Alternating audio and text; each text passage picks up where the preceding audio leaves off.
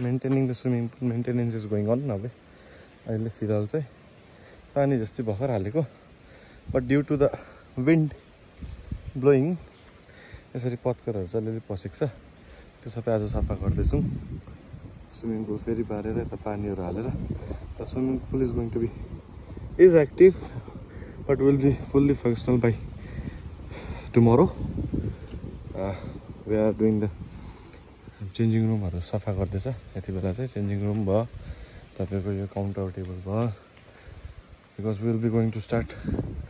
यहाँनिर पनि एउटा ओपन डाइनिङ सुरु गर्नु आँटेको छौँ त्यसले गर्दाखेरि चाहिँ यहाँ ताकतामा नि त किचनको सामग्रीहरू सबै सफा गरेर अनि यता हाम्रो गणेश भगवान्लाई अलिक धुइधाइ गरेर चाहिँ will be starting it very soon by tomorrow motor ल्याइरहेको छौँ मोटर सानो मोटर लगाएर सबै सफा गरेर गर्दैछौँ अनि तल प्रपर्टीमा पनि मेन्टेनेन्स इज गोइङ अन कतिवटाको कलरहरू यताउता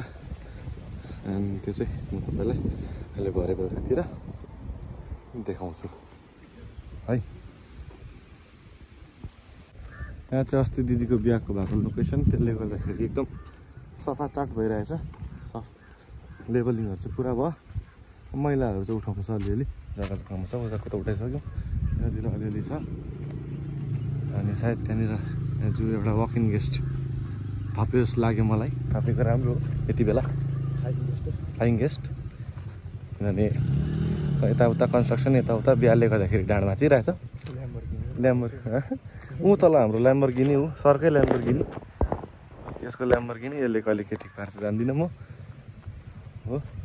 यहाँ चाहिँ अस्ति बिहाको लोकेसन अब यहाँ चाहिँ हामी सोच्दैछौँ कि केही न केही गरौँ भनेर हाम्रो पहिला क्रिकेट पिच यो जग्गालाई अलिक सफा भएकोमा केही न केही युटिलाइज गर्नुपर्छ सायद हाम्रो यो एरियादेखि जिप लाइन पनि सुरु हुन्छ माथि स्विमिङ पुलको माथिबाट यहाँनिर को अन्त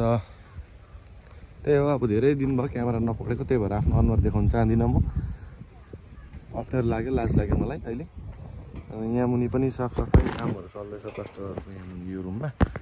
अनि यही हो अहिलेको लागि चाहिँ यति नै थ्याङ्क यू